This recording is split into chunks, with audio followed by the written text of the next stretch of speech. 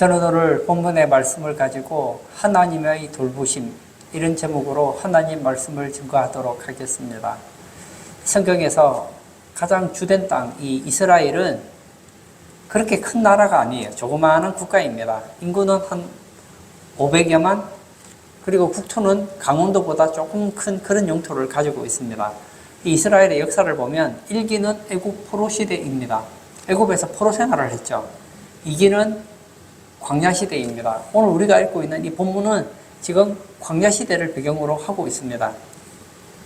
3기는 가나안 땅 시대입니다. 광야 생활을 끝내고 가나안 땅에 가서 이제 가나안 땅의 주인으로서 생활하게 되는 것이죠. 4기는 세계에 흩어져 살았던 유랑 시대입니다.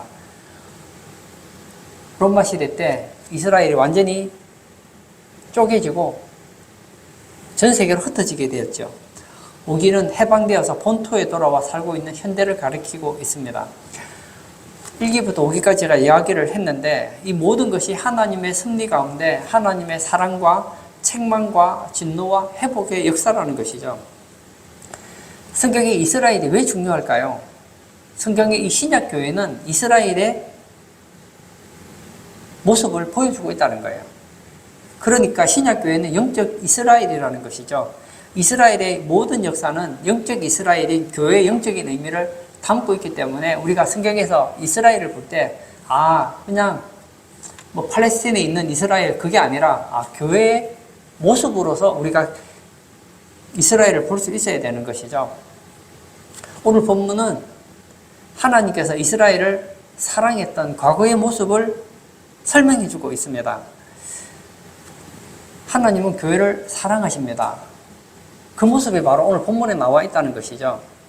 하나님께서는 그가 사랑하는 이스라엘을 어떻게 사랑하시고 돌보시는지를 살펴보려고 합니다.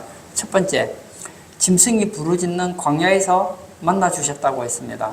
10절을 볼까요?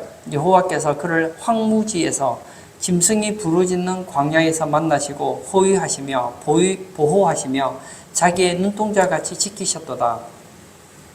신명기 32장은 모세의 노래입니다. 부른 목적이 뭐죠? 하나님의 은혜를 이스라엘 백성들은 지금까지 수십 번 배신을 했습니다. 그 이스라엘로 하여금 하나님이 누군지를 깨닫고 하나님께서 베풀어 주신 은혜를 회상하며 그들의 신앙이 흔들리지 않도록 기록한 책이 바로 신명기입니다. 하나님은 언제 이스라엘을 만나 주셨습니까? 황무지 광야라고 했습니다. 여기서 황무지 광야는 바로 40년 광야 생활을 말하고 있습니다. 광야 생활은 힘들지요. 그리고 만나 주셨습니다. 만나 주셔서 뭐 하려고요? 도와주시려고요. 즉 하나님께서는 가장 어렵고 힘들 때 만나 주시고 도와주시는 것을 의미한다는 것이죠. 흔히 인생을 가리켜 고해다 그런 얘기를 하죠. 고해가 뭐죠? 고통스러운 바다라는 거 아닙니까? 바다에 나가면 파도를 치잖아요. 큰 풍랑도 있고 잔잔한 풍랑, 태풍이 불기도 하고 얼마나 위험한 인생을 만날 때가 많습니까? 인간의 삶도 마찬가지라는 거예요. 살다 보면 생각지 않은 질병이 찾아옵니다. 자녀들이 문제를 일으키기도 하고 직장에 문제가 생기기도 하고 부부간에 갈등이 생기기도 합니다. 우리 인생에 갖가지 파도가 쉬지 않고 찾아온다는 거예요. 이스라엘이 광야에서 생활할 때 한번 생각해 보세요. 광야에서 사는 것은 결코 쉽지 않습니다. 광야에 가장 많은 게 뭐죠? 모래입니다. 그리고 바람이죠. 이 모래와 바람이 있는 이런 광야에서 그들은 40년 동안 살았습니다. 그곳에 누가 계셨느냐? 바로 하나님께서 찾아오셨다는 거예요. 여러분, 광야의 특징이 뭐죠? 길이 없다는 거예요. 길을 가고 있어요. 저기로 가야 되겠다. 자고 있으면 모래바람이 한번 휙 일면 길이 사라져 버려요. 다음날 되면 조그마한 야산, 모래산이 생깁니다. 전문가들은 찾겠지만 우리 같은 사람들은 광야에 가면 어디가 길인지 알 수가 없는 거예요. 우리의 삶도 그렇지 않습니까? 인생의 길을 알아야 되는데 우리는 내일 일은 안 몰라요. 진짜 하루하루 살아가는 거거든요. 그런 가운데서 하나님께서 우리를 만나주셨다는 거 아니겠습니까? 그리고 이 광야의 특징이 뭐죠? 들짐승이 많다는 거예요. 뱀도 있고 정갈도 있고 또 밤이 되면 또 무시무시한 짐승들이 맹수들이 사람을 해칠 수도 있습니다. 그 어려운 가운데 하나님께서는 이스라엘을 만나 주셨다는 거예요.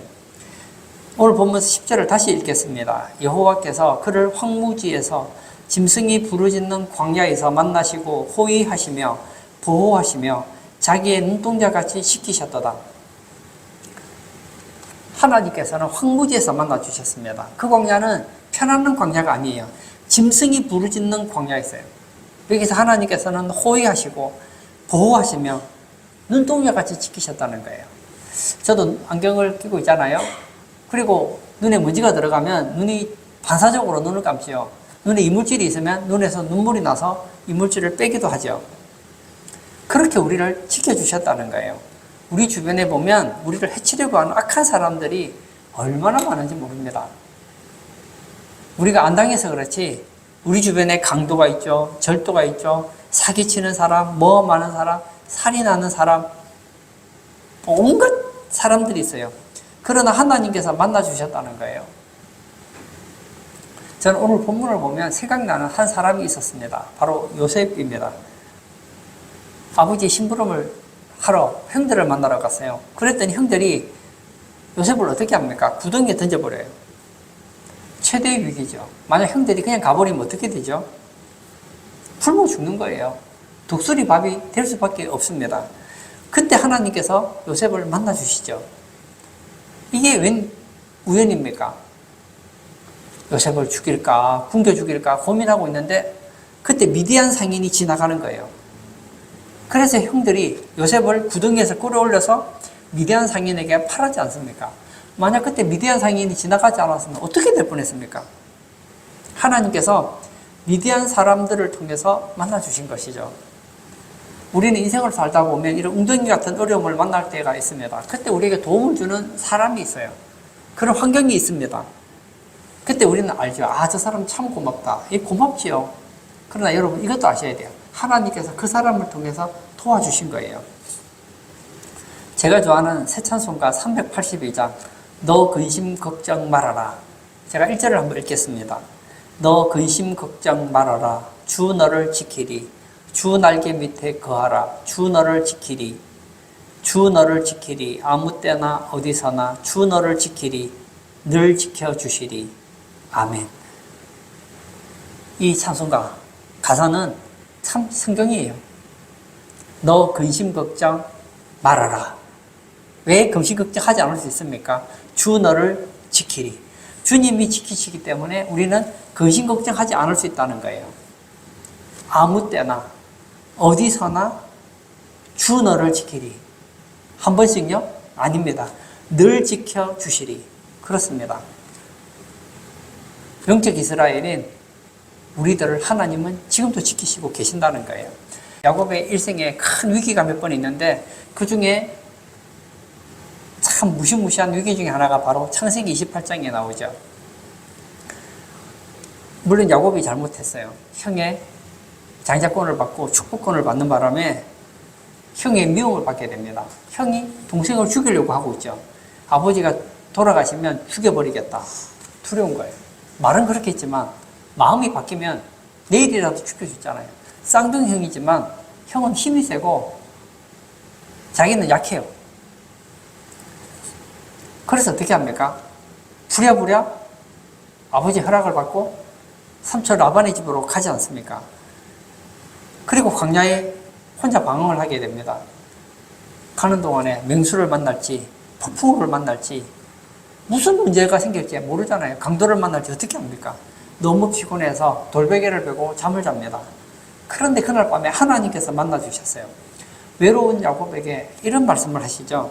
제가 15절을 읽겠습니다. 내가 너와 함께 있어 내가 어디로 가든지 너를 지키며 너를 이끌어 이 땅으로 돌아오게 할지라. 내가 내게 허락한 것을 다 이루기까지 너를 떠나지 아니하리라 하신지라. 내가 너와 함께 있어 어디로 가든지 너를 지켜주겠다. 너를 이끌어 이 땅으로 돌아오게 하겠다.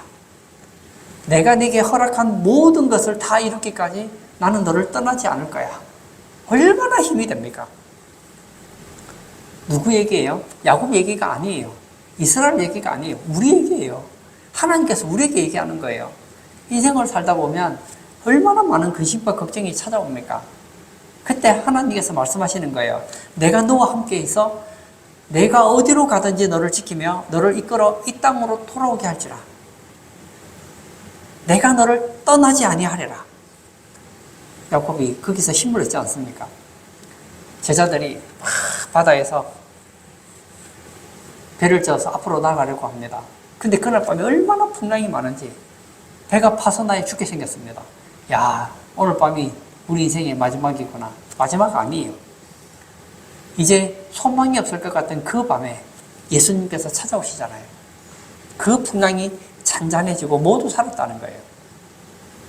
이스라엘 백성들이 그 수백만 명이나 되는 이스라엘 백성들이 광야에서 안전하게 살 수 있었던 이유는 그들이 머리가 좋아서도 아니고 환경이 좋아서가 아니었다는 것이죠.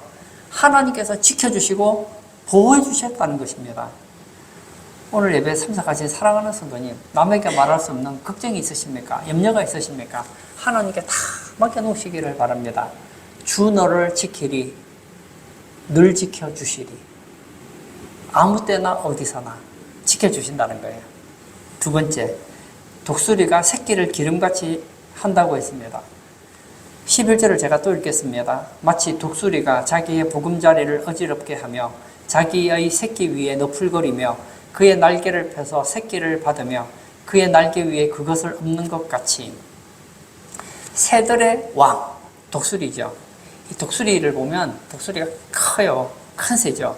부리도 날카롭고 발톱도 날카롭습니다. 그래서 썩은 동물이나 시체를 먹죠. 이스라엘이 있는 이 지중해 서부에 많이 살고 있고 아시아 동부까지 분포되어 있습니다.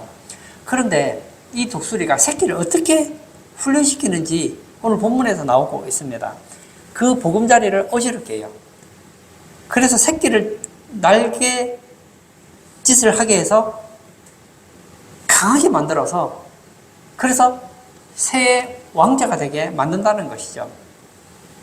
즉 하나님께서는 이스라엘 자기 백성을 강한 신앙 훈련을 시킬 것을 의미한다는 것입니다.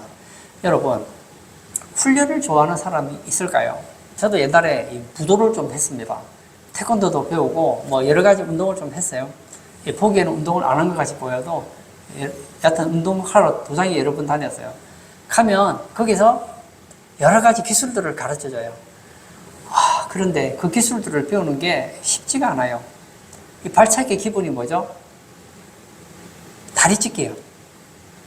다리를 찢어야지 발이 높이 올라갈 거 아닙니까? 발을 찼는데 뭐 무릎, 허리까지 올라가서야 이거 발차기가 제대로 공격을 못 하잖아요. 발을 차면은 머리 위에까지 발을 차야 되잖아요. 그러면 다리가 찢어져야 되거든요. 그러면 도장에 갈 때마다 다리 찢기를 하는 거예요. 얼마나 다리가 아픈지 몰라요. 거기다가 그 무술을 하려면 체력이 좋아야 되잖아요. 계속 훈련시키는 거예요. 팔굽혀펴기, 쪼그려 뛰기, 뭐 온갖 운동을 시켜요. 그러면 끝나고 나면 막 속옷이 다 젖어요. 근데 감사한 게 뭔지 알죠? 할 때는 너무 힘든데 그렇게 시간이 지나면 처음 운동할 때보다 체력이 좋아져 있는 것을 느끼게 되거든요. 독수리가 새끼를 그렇게 훈련한다는 거예요. 여러분, 훈련은 내가 아닙니다. 훈련은 우리를 강하게 만드는 거예요. 독수리는 2월이나 4월 그 사이에 알을 낳는데 하나를 낳는다고 하죠. 그리고 나면 어떻게 하죠? 보금자리를 만들어요. 이 바위나 높은 나뭇가지 위에 보금자리를 만들어요. 그러면 먼저 나뭇가지를 가지고 그 새끼들이 살 수 있도록 틀을 만들어요. 그리고 그 위에 부드러운 틀을 깝니다. 시간 지나면 거기서 이제 알이 나오겠죠. 독수리 새끼가 나와요. 그러면 어미 독수리가 어떻게 하죠? 날아다니면서 먹을 것, 뭐 지렁이도 주고, 뭐 먹을 걸 갖다 주지 않겠어요? 또 먹었어요. 그리고 이제 어미 독수리가 생각하죠. 이제는 됐다. 이제는 훈련받을 때가 됐다. 그럼 어떻게 하죠? 등에 타라고 사인을 줘요. 그러면 새끼 독수리가 날아본 적이 없기 때문에 겁이 나서 어미 독수리 등에 타려고 하질 않아요. 그러면 부리로 거기 있는 털을 다 치워버려요. 그러면 그 딱딱한 그 가시가 있는 가지에 막 찔리잖아요. 그러면 아프니까 어쩔 수 없이 어미덕에 새가 탑니다. 그럼 어떻게 하죠? 택비 독수리를 태우고 막 하늘로 팍 날아가는 거예요. 날아가면 막 새끼 독수리가 어찌할 바를 알지 못하겠죠. 그러다가 뚝 떨어뜨려요. 그러면 막 새끼 독수리가 이제 죽게 생겼거든요. 막 살려달라고 막 날개짓을 하잖아요. 막 얼마나 막 사력을 다해 날개짓을 하겠습니까? 그 떨어지기 때쯤 되면 막 어미 독수리가 휙 날아와서 다시 등에 받치고 또 올라가는 거예요. 아, 이제 살았다 하면 뚝뚝 떨어뜨려요. 얼마나 힘드는지 몰라요. 새끼 독수리의 마음은 뭐겠습니까? 좀 편안하게 지냈으면 좋겠다. 하늘 안 날아도 좋으니까 나 좀 편했으면 좋겠다. 그러다 그런 훈련을 통해서 독수리가 강해지고 근육이 튼튼해지는 거 아니겠느냐고요. 하나님은 우리를 온실 속에 화초로 키우지 않습니다. 우리를 강하게 키우신다는 거예요. 신약 성경에 보면 이 사도 바울, 대단한 사람이죠. 얼마나 강한 사람인지 모릅니다. 그런데 하나님은 그런 바울을 더 강하게 만드시죠. 어떻게 만드십니까? 육체에 가시를 주는 거예요. 여기서 말하는 이 가시라는 것은 우리가 생각할 때는 왜 산에 가면 이 조그마한 가시 찔리면 딱딱한 그런 가시를 생각하잖아요. 근데 여기서 말하는 가시는 그런 게 아니에요. 십자가에 있는 가시처럼 대목각 같은 가시 한번 찔리면 막 살이 푹 들어가는 그런 가시를 말하거든요. 너무너무 고통스럽다는 거예요. 바울은 한편으로는 은혜를 받고 하나님의 위대한 사도였지만 한편으로는 그 가시 때문에 말할 수 없는 통증을 느끼고 있었습니다. 그래서 하나님께 기도하잖아요. 이 가시를 이렇게 좀 제거해 달라고. 하나님이 제거해 주십니까? 제거해 주시지 않아요. 훈련이지요. 바울로 하여금 교만하지 않도록 더 겸손하고 하나님을 의지하도록 하기 위해서 하나님께서 그 가시를 제거해 주지 않는 거예요.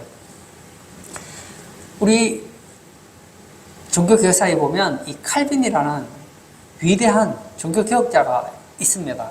우리 장로교회 창시자라고 할 수 있죠. 이 칼빈의 별명이 있죠. 걸어다니는 종합병원입니다. 젊은 나이부터 골골골골 했대요. 몸이 너무 안 좋았대요. 55살까지 살다가 돌아가셨는데 아마 그의 인생을 돌아보면 저런 환자가 어떻게 저런 종교개혁을 하고 저런 사역들을 할 수 있었을까 생각할지 모르겠어요. 그게 하나님의 연단이었다는 거예요.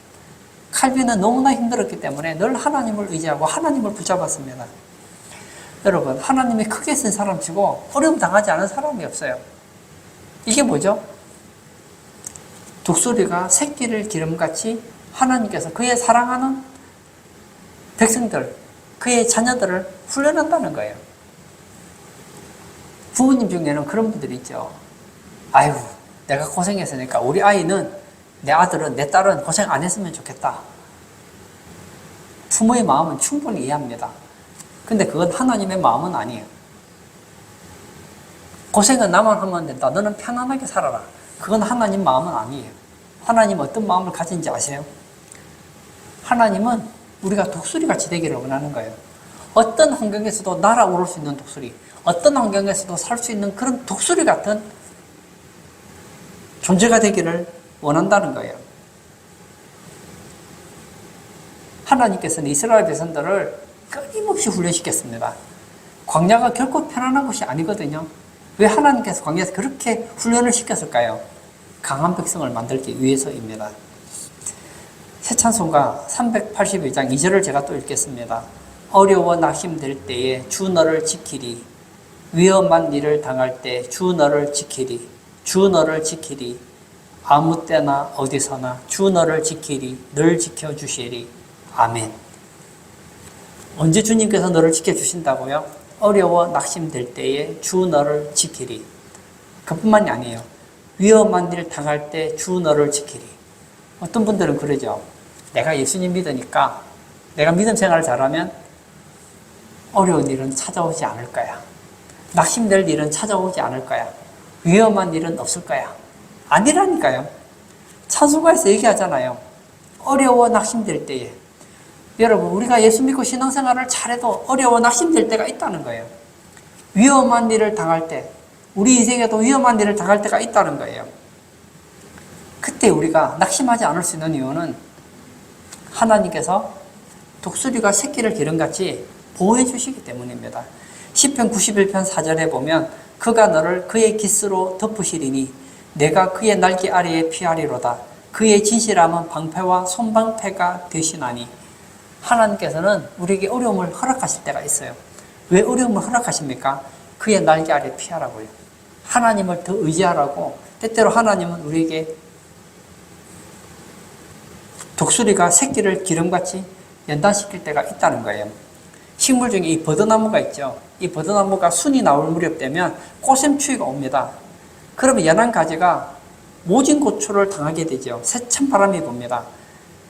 겨우 내내 얼었던 그 가지를 움직여서 활동하게 만들어 새순을 내게 한다는 것이죠. 온실의 화초는 겉으로는 화려하지만 연약해요. 부모님들이 자녀들을 얼마나 사랑합니까? 그런데 온실 속의 화초처럼 기르니까 요즘 자녀들 너무 약하지 않습니까? 동물 중에 백로라는 새가 있습니다. 근데 신기한 게 이 백로를 어미가 키우면 굉장히 고된 훈련을 많이 시킨답니다. 그래서 백로가 잘 난대요. 근데 신기한 건 그 백로를 사람이 키우면 어미 백로처럼 훈련을 못 시킨대요. 그래서 백로가 날지를 못한답니다. 여러분, 백로는 날 수 있는 새인데 어미 백로가 훈련을 시키면 나는데 인간이 훈련을 시키면 못 날아요. 오늘 예배 참석하신 사랑하는 성도님, 여러분은 어떤 훈련을 받고 계십니까? 혹시 어려운 일 당하고 있지 않습니까? 남에게 말할 수 없는 그런 고난의 길을 통과하고 있지는 않습니까? 그런 광야의 길을 걷고 있지 않습니까? 마치 독수리가 새끼를 떨어뜨린 같이 여러분의 인생이 추락하는 것 같은 그런 경험을 가질 때가 있지 않습니까? 그때야말로 하나님을 의지할 때입니다. 주 너를 지키리. 아무 때나 어디서나 주 너를 지키리. 늘 지켜 주시리. 우리 인생에 어렵고 힘들 때일수록 더욱더 하나님 붙잡고 하나님의 날개 그늘 아래 거하시는 복된 성도님 되시기를 축복합니다. 세 번째, 높은 곳으로 다니게 하십니다. 13절을 제가 또 읽겠습니다. 여호와께서 그가 땅의 높은 곳을 타고 다니게 하시며 밭의 소산을 먹게 하시며 반석에서 꿀을 굳은 반석에서 기름을 빨게 하시며. 이 본문의 내용이 어떤 내용이냐면 지금은 광야에 있어요. 그렇지만 그들은 얼마 지나지 않으면 가나안 땅에 가게 될 거예요. 가나안 땅을 정복하게 될 거예요. 가나안 땅을 정복하게 될 이야기를 하고 있는 거예요. 이스라엘의 예루살렘이라는 곳은 땅의 높은 곳입니다. 지중해에서 한 45km 정도 되는 곳입니다. 다윗이 성을 쌓고 33년간 통치했던 수도가 바로 높은 곳 예루살렘이었습니다. 성경에서 이 가나안 땅 예루살렘은 천국의 모형입니다. 무슨 얘기일까요? 이스라엘 백성들은 지금 고난당하고 있지만 결국은 가나안 땅에서 적과 꿀이 흐르는 곳에서 참된 자유를 누리게 될 것입니다. 마찬가지입니다. 우리가 이때 이 세상을 살아가는 동안 하나님의 보호를 받고 돌보아 주시고 우리를 연단하시지만 결국 하나님께서 원하시는 우리 인생의 종착지는 이곳이 아니라는 것이죠. 영적 가나안인 천국이라는 것입니다. 사랑하는 성도 여러분, 하나님은 우리에게 복을 주십니다. 이스라엘의 복이 무엇일까요? 가나안 땅에서 사는 거예요. 광야에는 만나가 있습니다. 메추라기가 있습니다. 그러나 하나님께서 정말 주고 싶은 곳은 광야에서 만나와 메추라기를 먹는 삶이 아니에요. 가나안 땅에서 사는 삶이에요. 높은 곳을 다니는 삶, 그것이 바로 하나님이 원하는 삶이라는 거예요. 여러분, 예수 믿고 우리가 이 땅에서 하나님의 은혜를 받습니다. 어떤 경우에는 병이 낫기도 하고 사업이 잘 되기도 하고 공부를 잘하기도 하고 자식이 성공하기도 하고 사람들에게 존경받기도 합니다. 좋습니다만 하나님께서 원하시는 것은 이 땅에서 만나와 메추라기를 먹는 삶이 아니라는 거예요. 하나님께서 우리에게 원하시는 궁극적인 삶은 천국이에요. 천국에서 잘 살기를 원한다는 거예요. 이스라엘 백성들은 40년 광야 동안 연단을 받았습니다. 그곳에서 각가지 방해와 각가지 위기와 각가지 악조건을 경험했습니다. 그런데 하나님께서 그 가운데서 지켜주시죠. 물을 주시고 양식을 주시고 의복이 닳지 않도록 해주셨습니다. 하나님 약속을 지켜주셨어요. 그리고 결국 어디 갔습니까? 가나안 땅을 정복하잖아요. 가나안 땅에 뭐가 있습니까? 밭의 소산을 먹게 되죠. 감람나무, 포도나무 등 풍성합니다. 반석의 꿀을 먹게 됩니다. 이 벌들이 바위 위에 집을 짓고 야생꿀을 놔두잖아요. 그러면 그 반석의 꿀을 먹게 된다는 거예요. 이스라엘이 감람열매, 요즘으로 말하면 올리브 기름이 아주 좋은 기름 아닙니까? 하나님께서는 이 약속을 지키셨다는 거예요. 하나님께서 모세를 통해서 왜 신명기 32장을 기록하게 하셨을까요? 그들의 40년의 역사를 보면 하나님께 대한 반역의 역사였어요. 이제는 그러지 말라는 거죠. 하나님께서는 그의 백성들을 지키시고 보호해 주시고 연단하시고 결국은 가나안 땅을 주실 것이니 거기서 복된 삶을 살게 될 것이니 하나님 믿고 믿음 생활 잘하고 정말 하나님이 기뻐하는 삶을 살아라고 지금 신명기 32장에서 말씀하는 거 아니겠습니까? 그러나 이스라엘은 가나안 땅에 가서 잘 살게 되니까 하나님을 배신합니다. 제가 32장 16절을 또 읽겠습니다. 그들이 다른 신으로 그의 질투를 일으키며 가증한 것으로 그의 진노를 격발하였도다. 먹고 살만하니 어떻게 됩니까? 다른 신으로 하나님의 질투를 일으켰다는 거예요. 가증한 우상으로 하나님의 진노를 격발시켰다는 거예요. 그래서 하나님이 어떻게 하십니까? 진노하시고 매를 때리셨다는 거예요. 북이스라엘은 아수르야에 망하게 되고 남유다는 바벨로니아에 망하게 됩니다. 그리고 나서 때가 돼서 다시 가나안 땅에 돌아오게 되죠. 그리고 하나님이 보내신 예수 그리스도를 죽임으로 형벌로 그 2000년 동안 나라 없는 백성으로 또 돌아다닌 거 아니겠습니까? 누구 탓이죠? 본인이 잘못한 거예요. 여러분, 하나님은 좋으신 분입니다. 하나님을 나쁜 분으로 만들지 마세요. 저는 가끔씩 그런 생각이 들 때가 있어요. 하나님께 잘못하고 매를 맞을 때 하나님께 원망하는 사람들이 있어요. 원망하기 전에 자신을 한번 돌아보세요. 혹시 내가 하나님께 가정한 일을 하지 않았는지, 하나님보다 더 사랑하는 그런 우상이 있지는 않는지 한번 돌아보시기를 바랍니다. 새찬송가 370장에 보면 주 안에 있는 나에게, 이 가사가 저는 참 마음에 와닿아요. 제가 4절 한번 읽어볼까요? 내 주와 맺은 언약은 영불변하시니 그 나라 가기까지는 늘 보호하시네. 주님을 찬송하면서 할렐루야 할렐루야 내 앞길 멀고 험해도 나 주님만 따라가리. 내 주와 맺은 언약은 영불변하답니다. 하나님은 언약을 변개하지 않으세요. 누가 깨죠? 우리가 깨는 거예요. 앞으로 우리가 인생을 살아가다 보면 좋은 일도 만나고 힘든 일도 만나게 될 거예요. 그러나 내 앞길 멀고 험해도 나 주님만 따라가리. 그러면 살아요.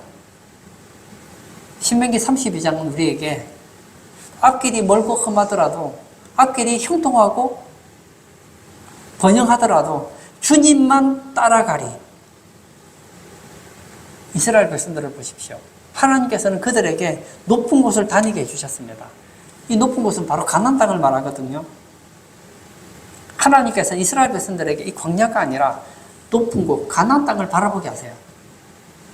그리고 그 가나안 땅을 주신 하나님을 바라보게 하십니다. 성도도 마찬가지예요. 우리도 높은 곳을 바라보아야 됩니다. 그 높은 곳이 어디일까요? 백두산일까요? 히말라야일까요? 아닙니다. 천국입니다. 우리의 목적은 이 땅이 아니에요. 저 높은 곳을 바라보아야 합니다. 하늘나라입니다. 이 시대는 참 살기 좋은 것 같아요. 그래서 사람들이 그런 얘기를 한다잖아요. 천국이 부럽지 않다. 만약 재벌들에게 당신이 지금 죽어서 천국 갈 수 있다면 천국을 가시겠습니까? 아니면 여기서 한 몇백 년 더 살다가 천국 가시겠습니까? 하면 아마 모르긴 해도 많은 사람들이 건강만 허락하고 돈만 허락된다면 이 땅에서 오래오래 살고 싶어하는 사람이 있을지 몰라요. 그러다 우리는 달라요. 이 땅에서 아무리 형통하고 부유하게 살고 하는 일마다 잘 된다 하더라도 우리는 이 땅을 바라보고 살면 안 된다는 거예요. 새찬송가 491장 가사처럼 저 높은 곳을 향하여 날마다 나아갑니다. 내 뜻과 정성 모아서 날마다 기도합니다. 여러분, 날마다 기도하셔야 돼요. 날마다 기도하지 않으면 저 높은 곳을 잊어버린다는 거예요. 후렴에 이런 가사가 있습니다. 내 주여 내 맘 붙드사 그곳에 있게 하소서. 그곳은 빛과 사랑이 언제나 넘치옵니다. 주여 내 마음을 붙드사 그곳에 있게 하소서. 우리 이 땅에 살기 때문에 조금만 잘 되면 저 높은 곳을 잊어버려요. 내 뜻과 정성 다하여 기도하지 않으면, 내 뜻과 정성을 다하여 천국을 사모하지 않으면 천국을 잊어버린다니까요. 이 땅이 아무리 좋다고 해도 천국보다 못합니다. 여러분 그걸 아셔야 돼요. 요한계시록 21장 4절 볼까요? 모든 눈물을 그 눈에서 닦아주시니 다시는 사망이 없고 애통하는 것이나 곡하는 것이나 아픈 것이 다시 있지 아니하리니 처음 것들이 다 지나갔음이러라. 그렇습니다. 천국은 눈물이 없어요. 사망이 없어요. 애통하는 것이나 곡하는 것이나 아픈 것이 있지 않아요. 그곳이 어디입니까? 저 높은 곳입니다. 하나님께서는 이스라엘 백성들에게 높은 곳을 다니게 해주시겠다고 하셨어요. 하나님께서는 예수 믿는 우리 영적 이스라엘인 교회에게도 말씀하십니다. 높은 곳, 천국에서 살게 하실 것이라고 얘기하고 있습니다. 하나님의 그 약속은 변치 않습니다. 우리의 마음은 광야 같은 이 세상이 아니라 천국이어야 된다는 거예요. 결론을 짓고자 합니다. 저는 9절 말씀을 읽고 마무리 지으려고 합니다. 여호와의 분깃은 자기 백성이라 야곱은 그가 택하신 기업이로다. 우리는 누구입니까? 하나님의 백성입니다. 야곱은 그가 택하신 기업이로다. 교회는 하나님의 기업입니다. 그러므로 하나님께서는 교회를 책임지시고 보호하시고 인도하시고 도와주시고 간섭하시고 붙드시고 천국에 들어가게 하십니다. 우리는 이 광야 같은 세상을 살아가는 동안 하나님께 배신하지 않고 이 땅에서 성공한다고 해서 하나님의 다른 것에 마음을 두지 않고 하나님께 마음을 두고 하나님의 돌보심을 감사하며 천국을 향해 살아가시는 그런 복된 성도님 받으시길 축복합니다. 이 시간 한번 같이 기도하기를 원합니다. 저는 오늘 하나님의 돌보심을 설교했습니다. 하나님 우리를 돌보셨습니다. 우리가 그렇게 잘못함에도 불구하고 돌보셨습니다. 우리가 생각할 때는 우리를 돌보시지 않는 것 같이 생각할 때가 있어요. 언제이죠? 독수리가 새끼를 길들일 때, 그 높은 곳에서 새끼를 떨어뜨릴 때 아마 새끼 독수리는 생각할 겁니다. 나의 엄마는 나를 돌보지 않아. 돌보지 않는 게 아니라니까요. 그게 유익하기 때문에 허락하는 거죠. 이 세상을 살아가는 동안 어렵고 힘든 일이 있습니다. 그때일수록 우리는 더욱더 하나님을 붙잡아야 돼요. 형통할 때는 더 붙잡아야 됩니다. 이 땅에서 아무리 성공하고 잘 된다 하더라도 높은 곳을 다니게 된다는 그 말씀을 붙잡고 천국을 사모하며 살아가는 우리 성도되게 해달라고 우리 다 같이 기도하도록 하겠습니다.